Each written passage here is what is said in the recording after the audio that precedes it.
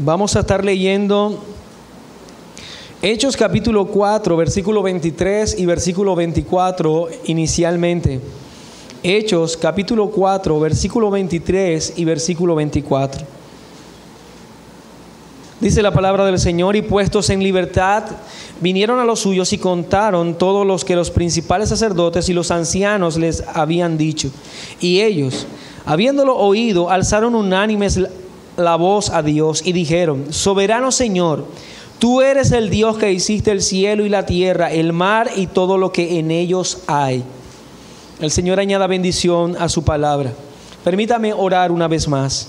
Amado Dios, venimos ante el trono de tu gracia, entendiendo que en nosotros no existe algo, Dios, que pueda motivarte a ti a concedernos una oración.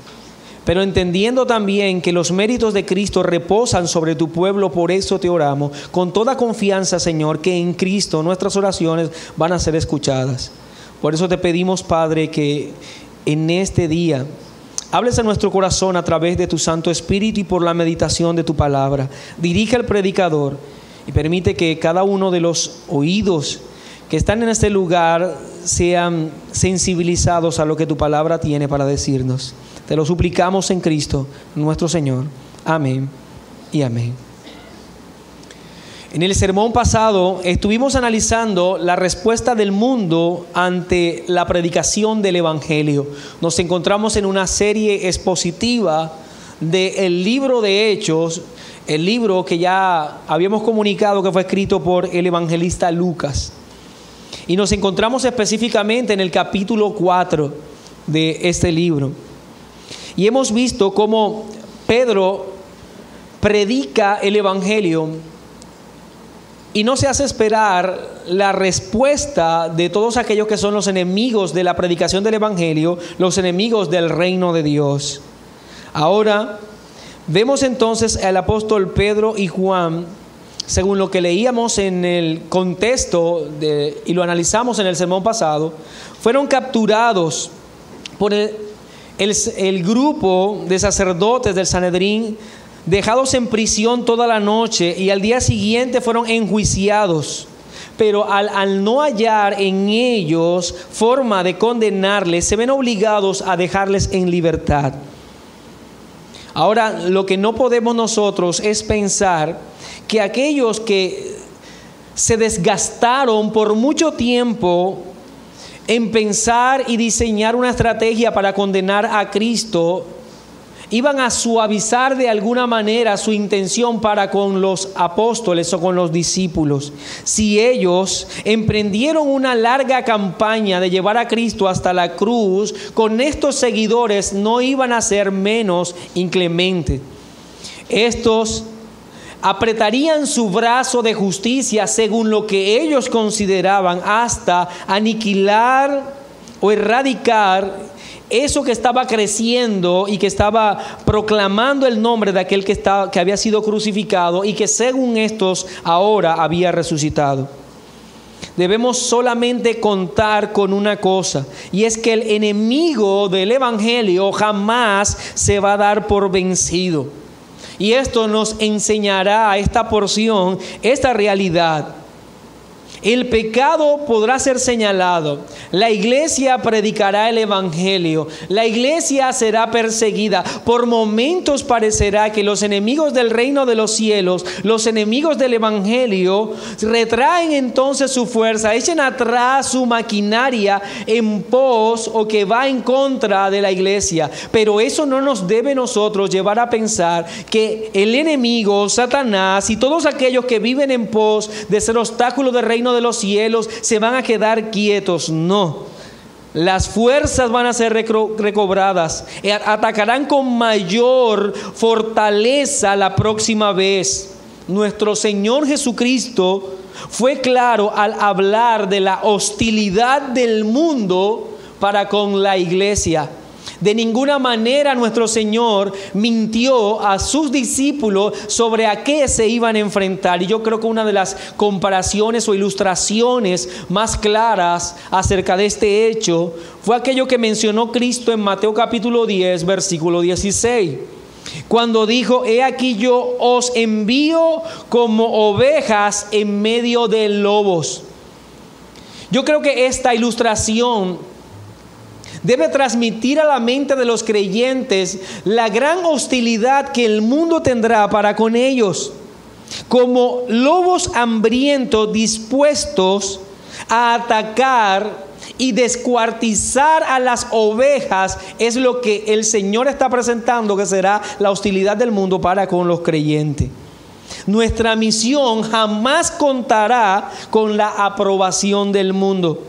El verdadero evangelio siempre será odiado, siempre será encarcelado, será golpeado, enjuiciado. Como lobos hambrientos atacan a los corderos, así será la hostilidad descrita por el Señor en estos pasajes y que vendrá sobre la vida de todos aquellos que prediquen el evangelio. Así que una iglesia que no es atacada es una iglesia que no está predicando el evangelio. Y deseo, para tratar de terminar de pintar este cuadro descrito por el libro de Hechos acerca de la respuesta del mundo a la predicación, quiero que veamos también entonces, o que también añadimos a esto, que agreguemos a esto 3 respuestas que veo en el texto. Yo quiero hablar de la respuesta del mundo ante la predicación, que de alguna manera es conectado con lo que nosotros vimos en el sermón pasado. Así que es el primer punto. La respuesta del mundo ante la predicación. Entre paréntesis puede colocar usted persecución. Como segundo punto quiero tratar la respuesta de la iglesia ante la persecución. La respuesta de la iglesia ante la persecución. Y entre paréntesis, por favor, coloque oración. Y tercero, quiero hablar de la respuesta de Dios ante la oración de la iglesia que es perseguida. Así que lo tercero que vamos a ver es la respuesta de Dios ante la oración de la iglesia que es perseguida. Así que vamos a analizar estas 3 respuestas que nos demuestra o que están allí señaladas en el pasaje del cual partimos y que vamos a seguir leyendo con mayor amplitud en el desarrollo de este sermón. Pasemos a lo primero, que es la respuesta del mundo ante la predicación. La respuesta del mundo ante la predicación. Desde versículos anteriores ya nos hemos adentrado en la respuesta de los enemigos del evangelio al reino de Dios. Aunque, como lo señalamos ya, los sacerdotes no pudieron hacer nada por medio de ese primer ataque o la primera captura. No pudieron hacer mayor daño a los discípulos del Señor. Ellos iban a buscar entonces otro medio para así de alguna manera retener esto que estaba creciendo. Y de todas maneras debemos contemplar en el que en poco tiempo la iglesia pasó de solamente un grupo de 120 cristianos, 120 que esperaban en un lugar la promesa, allá más de 8,000 creyentes. Por lo tanto, el crecimiento era exponencial, era algo que debía detenerse claramente. Así que la respuesta de estos hombres que aparentemente representaban el clero, aquella estirpe religiosa, tenían que detener este crecimiento. A lo que nosotros leemos en Hechos capítulo 4, versículo 15 en adelante, dice: entonces les ordenaron que saliesen del concilio y conferenciaban entre sí. En el original, esta palabra conferenciar significa de ponerse de acuerdo. Ellos se reunieron, aunque no podían hacer nada. Hubo una reunión para planificar entonces qué hacer. Note la motivación que el texto enseña en forma clara, diciendo, versículo 16, ¿qué haremos con estos hombres? Porque de cierto, señal manifiesta ha sido hecha por ellos, notoria a todos los que moran en Jerusalén, y no lo podemos negar. Sin embargo, para que no se divulgue más entre el pueblo, amenacémosle para que no hablen de aquí en adelante a hombre alguno en este nombre. Y llamándolos, les intimidaron que en ninguna manera hablasen ni enseñasen en el nombre de Jesús. ¿Cuál es la estrategia entonces que rápidamente diseñaron o llegaron ellos a, digamos, a planificar en esta reunión? Podríamos enumerar entonces que primero fue la captura, segundo el juicio, y como estas dos cosas no sirvieron, lo que van a hacer ahora son amenazas e intimidaciones. Las amenazas y las intimidaciones. No deja de sorprender de ninguna manera la frialdad con la que estos hombres fraguaban sus fechorías. Es sorprendente tanto en el Evangelio como en el libro de Hechos. Ellos se preguntan: ¿qué haremos con estos hombres? La obra de los apóstoles era notoria a todos, porque todos los que estaban en ese lugar conocían a aquel lisiado que fue sanado en una forma gloriosa en el nombre del Señor Jesucristo. Y ahora ellos están preocupados por cómo van a hacer, puesto que estos hombres estaban mostrándose ante el pueblo como una autoridad de enseñanza. Ellos querían resistir y querían de alguna manera colocar obstáculo a la predicación de Pedro y la predicación de Juan. Es notorio que lo único que pueden entonces acudir ellos es a la amenaza, usar su posición, aquella autoridad que les fue concedida por Dios, para intimidar y amenazar a los apóstoles. Pero note que siguen ellos evidenciando cuál es en realidad su preocupación. Estos hombres no estaban preocupados porque Pedro y Juan estaban haciendo milagros. Ellos no estaban interesados no les causaba daño esos milagros. Ellos están preocupados porque Pedro y Juan no deben seguir predicando, no deben seguir enseñando, y en una forma específica no deben adoctrinar al pueblo de la resurrección en cabeza de Cristo. Esto les hacía mucho daño a ellos. Por eso dice el versículo 17: para que no se divulgue más entre el pueblo. Eso es lo que en realidad les preocupaba. Amenacémosle para que no hablen de aquí en adelante a hombre alguno en este nombre. Ellos no estaban preocupados porque los discípulos o apóstoles estuviesen haciendo milagros por allí. El gran problema era la predicación. Y recordemos que Pedro ya había hecho una advertencia en medio del juicio que habían hecho contra él.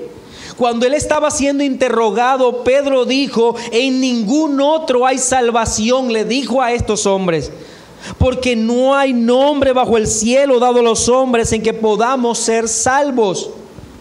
Por lo tanto, Pedro ya les señaló directamente a ellos que deben reconocer el nombre de Cristo para salvación.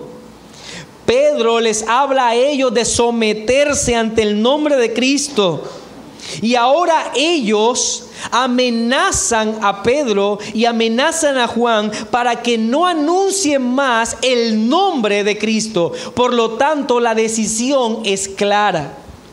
Pedro les habló de que debían someterse al nombre de Cristo, y ellos los llaman para amenazarlo de que no hablen más en el nombre de Cristo. Pedro dice que solo en el nombre de Cristo hay salvación, y ellos dicen: cállense, no deben hablar de ese nombre. Por lo tanto, lo que quieren hacer estos sacerdotes es cerrar la puerta para que otras personas no sean salvas. No es otra cosa que aquello que Cristo claramente señaló de los escribas y fariseos. En Mateo 23, versículo 13, en esa lista tan enorme de ayes que Cristo señala en contra de los fariseos, en el versículo 13 dice: mas ay de vosotros, escribas y fariseos hipócritas, porque cerráis el reino de los cielos delante de los hombres, pues ni entráis vosotros, ni dejáis entrar a los que están entrando. Es esto lo que están haciendo estos hombres. No se someten al señorío de Cristo y prohíben a Pedro y a Juan que prediquen más en el nombre del único por el cual el hombre puede ser salvo. Estos hombres habían decidido amenazar en una forma directa a aquellos que estaban predicando el nombre de Cristo. La amenaza como tal no está descrita en el libro de Hechos. No vamos a encontrar la amenaza en una forma clara o explícita.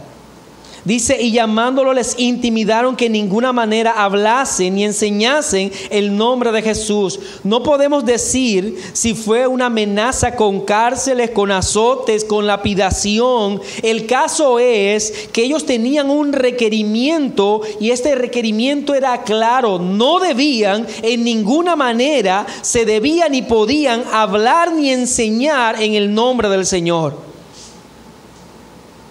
Y esto nos debe llevar a nosotros a una pregunta muy necesaria que somos la iglesia de este tiempo. ¿Qué sucedería con nosotros? ¿Qué sucedería con la iglesia? ¿Qué sucedería contigo, mi hermano, si las autoridades te prohíben enseñar y predicar el nombre de Cristo? Para muchos de ustedes dirán, pues nada, yo no predico el nombre de Cristo. Pero si el mundo nos pidiera que no hablásemos más en el nombre del Señor, que no predicásemos más en el nombre de Cristo, que no presentemos el Evangelio con nuestros labios, es la autoridad del pueblo la que está pidiéndole esto a Pedro y Juan, que en ninguna manera prediquen ni enseñen el nombre de Cristo. Y esto es en realidad el corazón de la persecución, mi hermano. El mundo no nos va a pedir a nosotros, dejen de entretener a las personas. El mundo no nos va a decir, dejen de hacer eventos, dejen de hacer paseos, dejen de hacer cine para jóvenes, dejen de hacer entretenimiento para niños. El mundo no nos va a pedir eso. El mundo va a pedir que el cristiano, que la iglesia deje de predicar, porque en realidad es eso lo que hace daño para los intereses de este mundo. La provisión es no predicar, no enseñar. Y nuevamente, esto es el corazón de la persecución. La persecución a la iglesia y su corazón no consiste en que les quiten sus casas, o que nos exhiban en las plazas públicas, o que nos llamen religiosos o legalistas, o que nos separen de la sociedad. La verdadera persecución para la iglesia está en que el mundo busque de todas las formas, aún bajo pena de sufrimiento, que la iglesia se calle, que la iglesia no predique el consejo de Dios, que no evangelice, que no declare a Cristo, que no lo exalte en medio de una sociedad pecaminosa. Es eso lo que al final quiere hacer el mundo y Satanás. Nosotros hemos romantizado y ridiculizado la persecución. Y escucho a muchos creyentes decir, es que estoy sufriendo una terrible persecución. ¿Por qué? No porque no me hablan o porque me hacen malos ojos. ¿Es esa la persecución desde la perspectiva bíblica, mi hermano? ¿Es eso lo que nosotros vemos? ¿Que le estaban torciendo los ojos el Sanedrín a Pedro y a Juan? ¿O no es que estaban en juicio y les estaban advirtiendo, so pena de sufrimiento, le estaban diciendo, ustedes de ninguna manera van a hablar más en su nombre, no prediquen más a Cristo? La persecución es por predicar. Y el apóstol Pablo enseñó también que su vida misma sufrió los estragos de una persecución, pero no era por otra cosa más que por predicar el evangelio. A lo largo de sus cartas vamos a ver cómo es notorio que Pablo enseña y señala cómo él sufre en su propio cuerpo esos estragos, pero que con gusto seguía predicando el evangelio. Y podríamos hablar de muchos más: Pablo, Pedro, Esteban. Los mártires del primer siglo de la iglesia primitiva, los apologistas de la Edad Media, podemos hablar aún de los precursores de la Reforma y la posreforma. Todos ellos sufrieron, pero no sufrieron, mi hermano, por estar en sus casas, por estar en sus cómodas oficinas. Sufrieron por predicar el evangelio, por enseñar la palabra de Dios. No le llame entonces persecución a lo que usted está viviendo si no es producto de la predicación del evangelio. Ellos fueron amenazados en una forma directa. No deben predicar más. Y les confieso que mientras preparaba el sermón, pensaba una y otra vez en la sociedad en que nosotros vivimos, en nuestro país en el que se nos ha dado una libertad para predicar y poder anunciarnos como cristianos libremente. Y podemos reunirnos y podemos predicar el evangelio sin ningún temor. Y pensaba, ¿qué sucedería, Señor, con la iglesia si viniese ya el tiempo en el cual ninguno de nosotros pudiese predicar el evangelio, por lo menos desde la amenaza que el Estado haría para nosotros? ¿Qué haría la iglesia? ¿Qué haríamos nosotros frente a esto, mi hermano? Y por eso quiero hablar como segundo punto, la respuesta de la iglesia ante la persecución.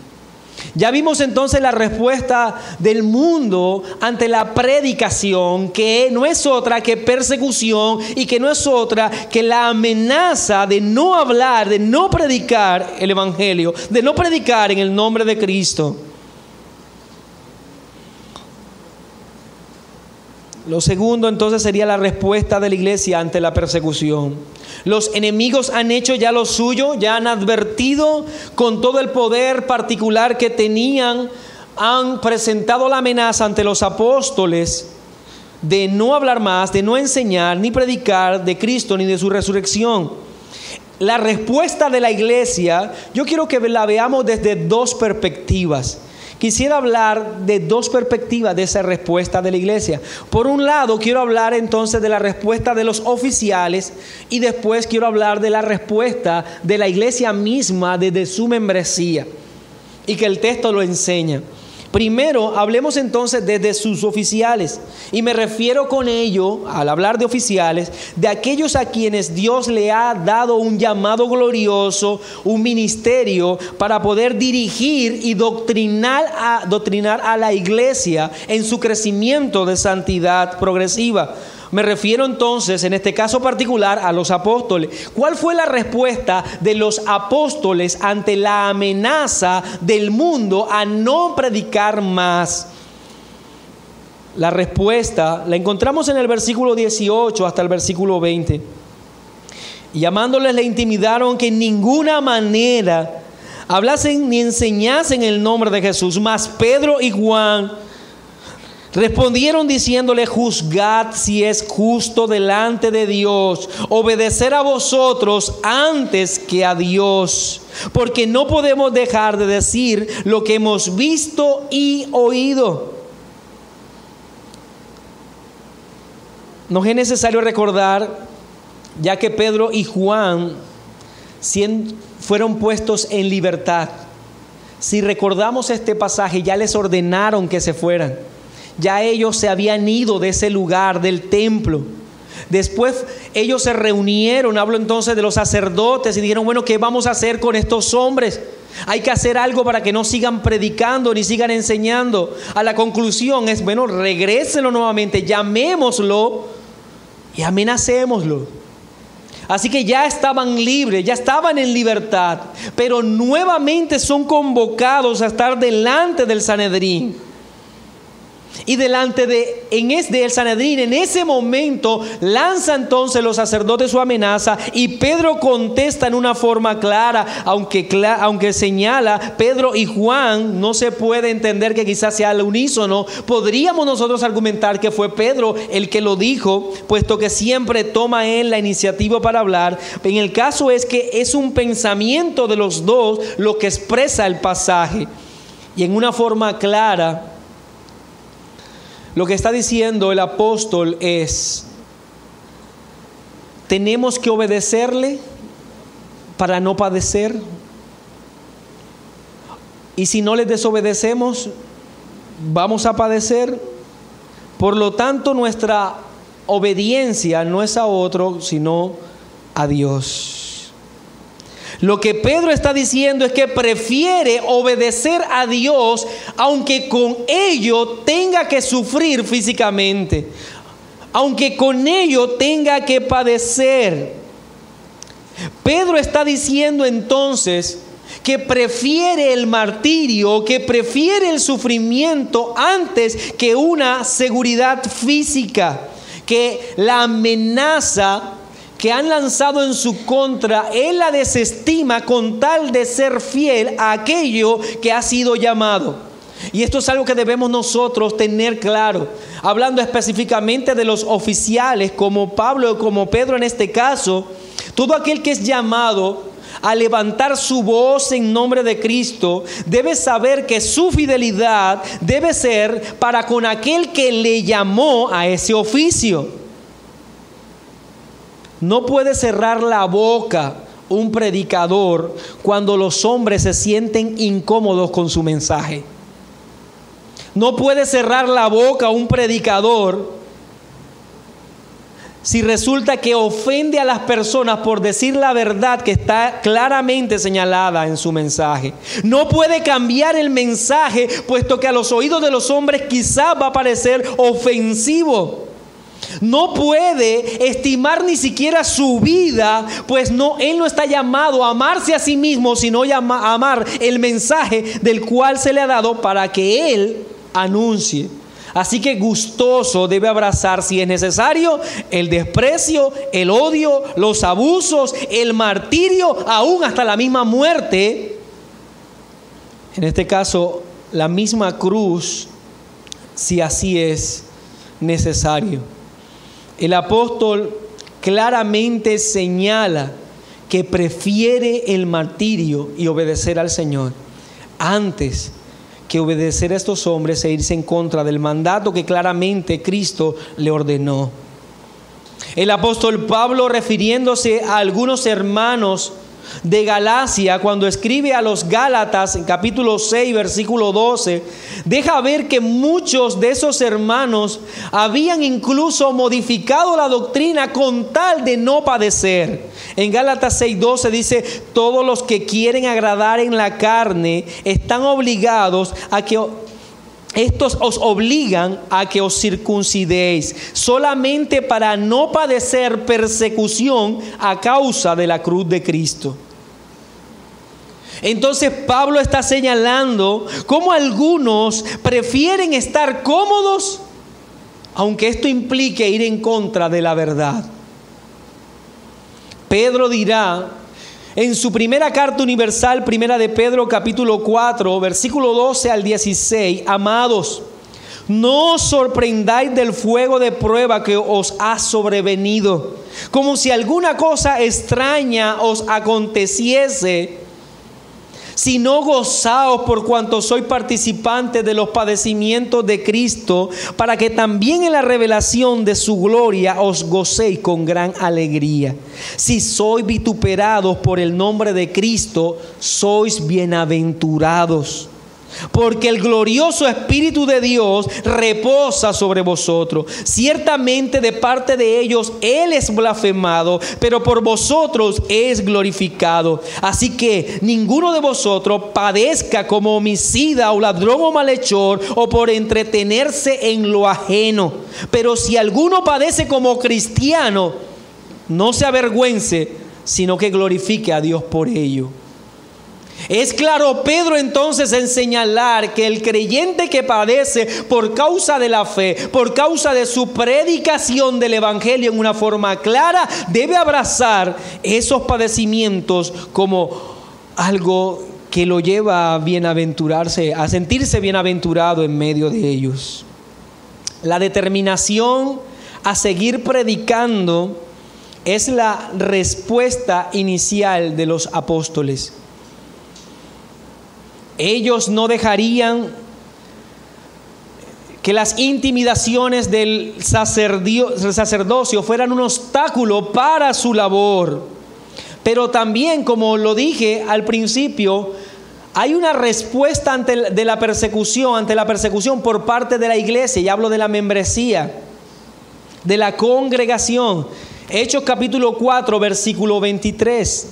Y puestos en libertad, después de ese no rotundo por parte de los apóstoles, puestos en libertad, vinieron a los suyos y contaron todo lo que los principales sacerdotes y los ancianos les habían dicho.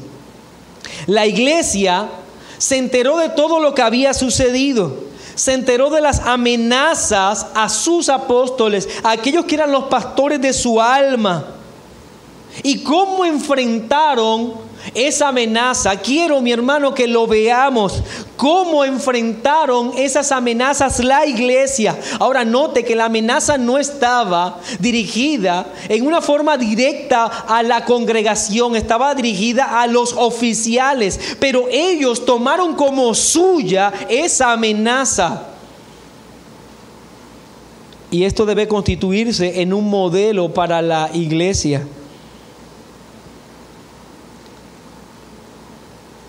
En Hechos capítulo 4, versículo 24. Y ellos, hablando de la iglesia, habiéndolo oído, el reporte de los oficiales, alzaron unánime la voz a Dios y dijeron: ¿cuál es la respuesta entonces de la iglesia ante la persecución? La oración. La oración, mi hermano. Y la oración congregacional debe ser aquella respuesta de la iglesia. Ellos no se reunieron para planificar una estrategia para poder seguir predicando sin ser detectados o vistos. Ellos no pensaron tampoco en huir. Ellos no pensaron en ocultarse y predicar desde la sombra. La iglesia oró a Dios en medio de esa persecución. Y con gran frecuencia desestimamos lo importante que es la oración y su utilidad en la vida de la iglesia. Y en una forma específica ignoramos el papel de la oración en medio de la tribulación. Y yo quiero señalar que este texto resalta que la oración debe ser la respuesta de la iglesia. Aquello que no presentamos a Dios orando, no llegará a nosotros actuando. Si no oramos a Dios por valentía, no esperemos que la valentía llegue a nosotros. Si no oramos a Dios por fortaleza, si no oramos al Señor pidiendo que la iglesia sea fortalecida en medio de la tribulación, no esperemos que la iglesia responda ante los ataques con esa fortaleza. La iglesia debe orar a su Señor. Debe ser algo natural. Cuando ella es atacada, ella ora. Cuando ella es aceptada, ella ora. Cuando vive en calma, pero también cuando vive en terribles calamidades, la iglesia debe orar. Debe ser la respuesta instintiva de la iglesia. El salmista lo dice en el Salmo 69, versículo 13: pero yo a ti oraba, oh Jehová, al tiempo de tu buena voluntad, oh Dios, por la abundancia de tu misericordia, por la verdad de tu salvación, escúchame. La oración, mi hermano, y la oración que eleva a la iglesia a Dios debe ser un modelo para nosotros. ¿Qué orar en medio de las tribulaciones? ¿Cómo orar en medio de las persecuciones? En esa oración que hace la iglesia, hace 4 reconocimientos que son sumamente importantes.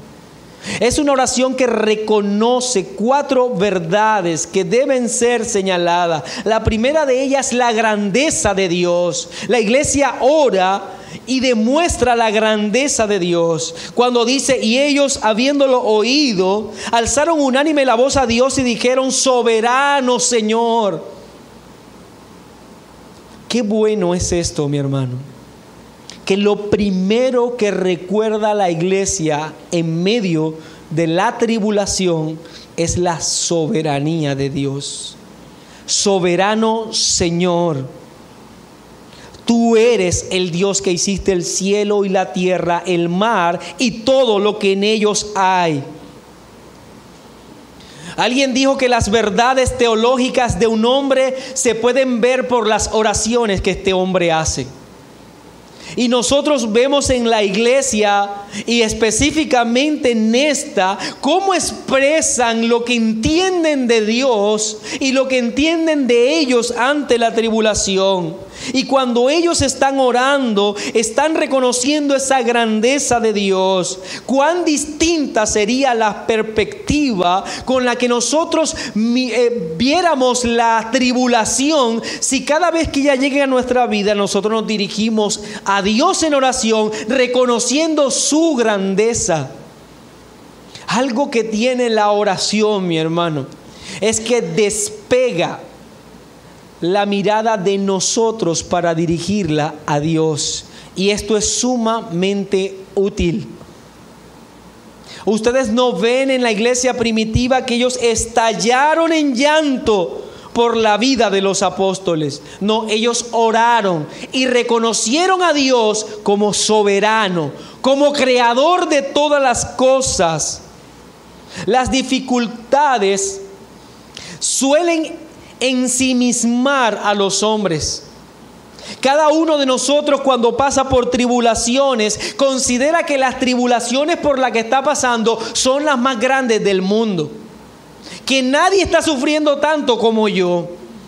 Que nadie está pasando por tal terrible situación como la que yo vivo. Que el dolor que yo estoy soportando es el dolor más grande.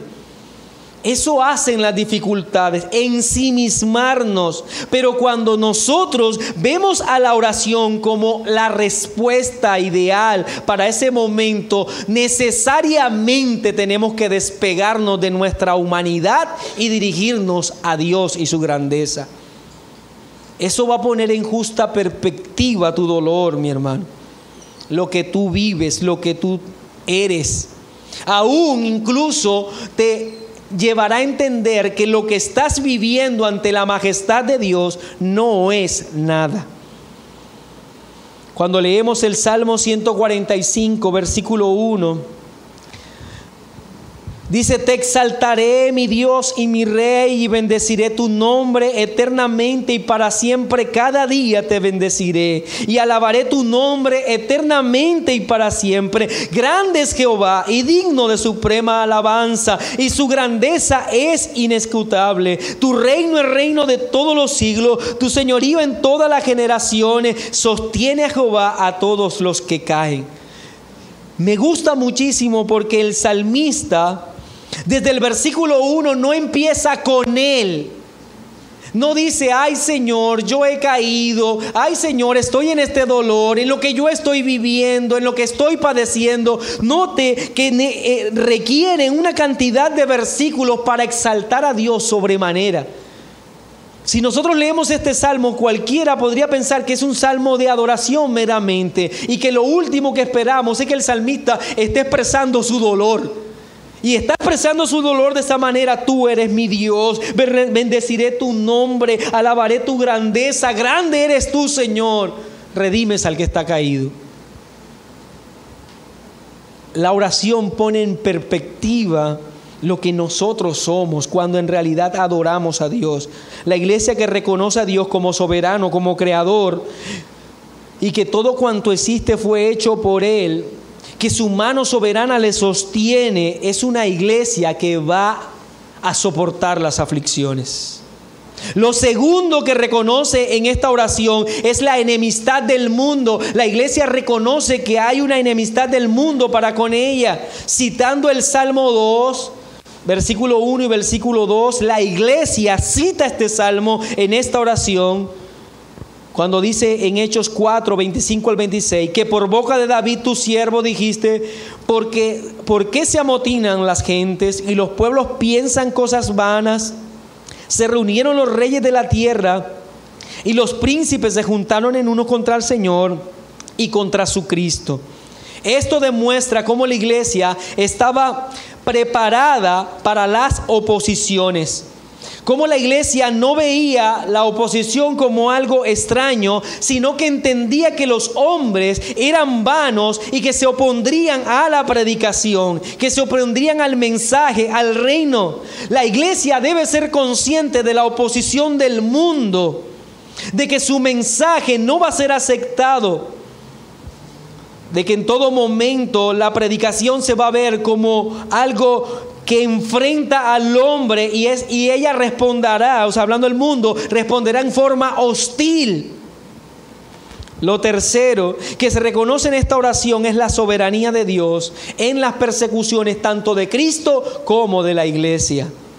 En el versículo 27 y 28 nos dice: porque verdaderamente se reunieron en esta ciudad contra tu santo Hijo Jesús, a quien ungiste, Herodes y Poncio Pilato, con los gentiles y el pueblo de Israel, para hacer cuanto tu mano y tu consejo habían antes determinado que sucediera. Mira, el contenido teológico de estos versículos es enorme. Y lo que está diciendo la iglesia es que por más intrincado que fue todo en cuanto a la traición, el juicio, la condena de los romanos, el rechazo del pueblo, la crucifixión del Señor, la iglesia reconoce la mano soberana de Dios en cada uno de esos eventos. La iglesia entiende que los enemigos se levantarán en su contra. La iglesia entiende que las persecuciones vendrán, pero la iglesia entiende que aunque esas persecuciones vengan y en sumo grado lleguen a sus vidas, esto no escapa de la soberanía de Dios. Esto no escapa del consejo eterno de Dios. Esto no escapa de lo que Dios quiere. Que si los sufrimientos de Cristo, de aquel amado Hijo en el cual Él se complace, si esos sufrimientos ya estaban descritos de antemano, ¿cuánto más los sufrimientos que vienen para la iglesia? Ellos no se escapan del control absoluto de la soberanía de Dios. Mire, la iglesia descansa en que la historia no se está escribiendo al capricho de los enemigos de ella.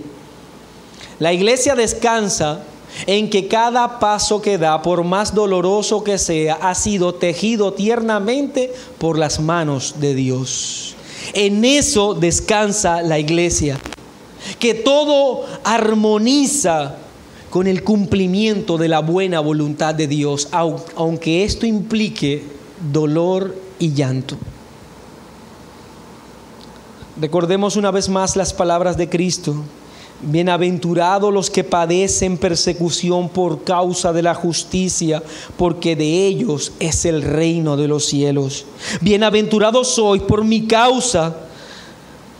Bienaventurados sois cuando por mi causa os vituperen y os persigan y digan toda clase de mal contra vosotros mintiendo. Gozaos y alegraos, puesto que vuestro galardón es grande en los cielos, porque así persiguieron a los profetas que fueron antes de vosotros.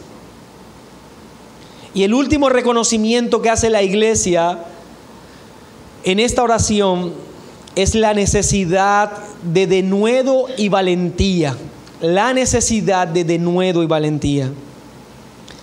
Versículo 29 y 30. Y ahora, Señor, mira sus amenazas.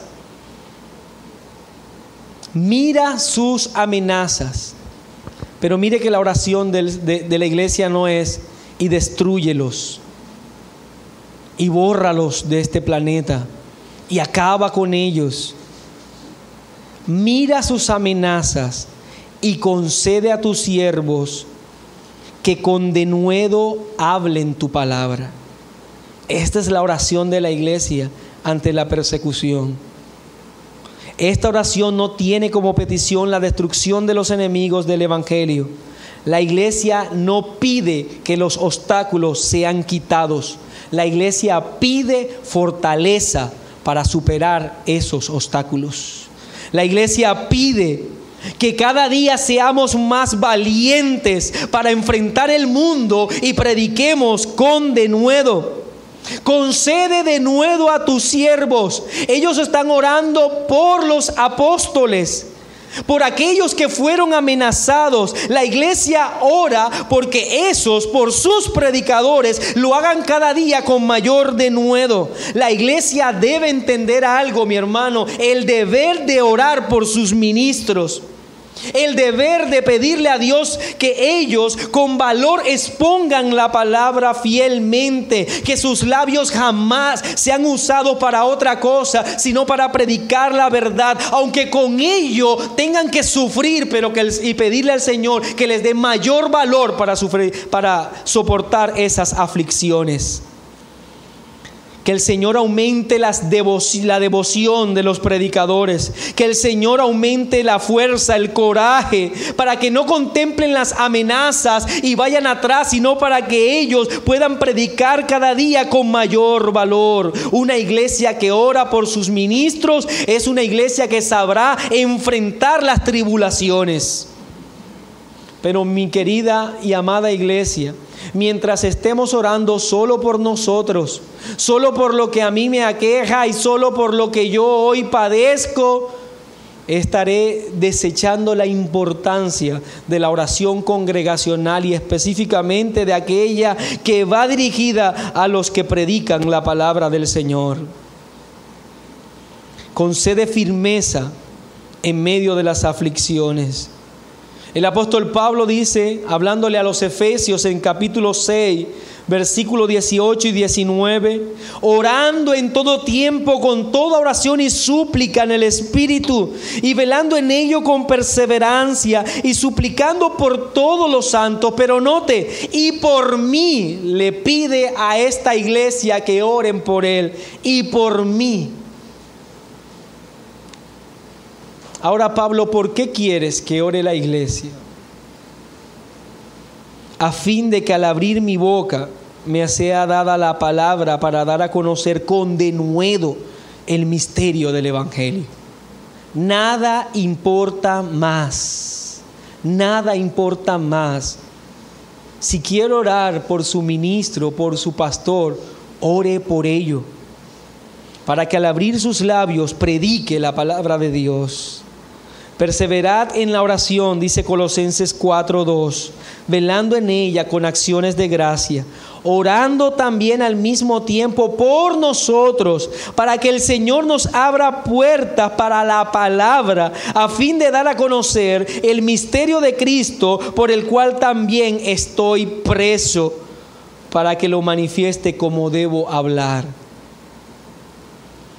Está preso Pablo y no pide a la iglesia de Colosa que ore por su liberación, sino que oren para que estando preso siga predicando. Un gran pastor dijo un día: el peso de mi ministerio es proporcional al peso de las oraciones que la iglesia hace por mí. Deberíamos nosotros reconocer la importancia que tiene pedirle a Dios valentía y denuedo para que cada día podamos predicar. Esta iglesia reconoce entonces el carácter soberano de Dios cuando llegan las dificultades, pero pide a Dios fortaleza y denuedo para sus predicadores, para que no desmayen en medio de esas tribulaciones. Y le pide a Dios que manifieste su poder por medio de ellos. ¿Qué hemos visto hasta ahora? Dos cosas. Vimos la respuesta del mundo ante la predicación, que es la persecución. Vimos la respuesta de la iglesia ante la persecución, que es la oración, y vimos su contenido. Solo nos resta la respuesta de Dios ante la oración de la iglesia perseguida. Esta iglesia que está siendo perseguida y atribulada eleva oración a Dios y le pide denuedo, valentía. Hechos 4:31, y cuando hubieron orado, en ese momento en que oraron, el lugar en que estaban congregados tembló, y todos fueron llenos del Espíritu Santo y hablaban con denuedo la palabra de Dios. Una iglesia que pide valentía no verá a un Dios que retiene su mano para darla. Una iglesia que pide a Dios coraje debe estar segura que Dios dará coraje. para predicar el evangelio, la respuesta de Dios no esperará. No hablamos de una iglesia que pide dinero, que pide posesiones, que pide una posición estratégica en el mundo. Una iglesia que pide denuedo, valentía, coraje para predicar el evangelio. Mi hermano, en ese sentido, las puertas del cielo están abiertas totalmente para derramar valentía a todo aquel que la quiera para predicar el evangelio. Se te va a dar sin medida. Si quieres denuedo para predicar, para levantarte en medio de un mundo caído, serás lleno de esa valentía. Y nuevamente note la coherencia que presenta Lucas.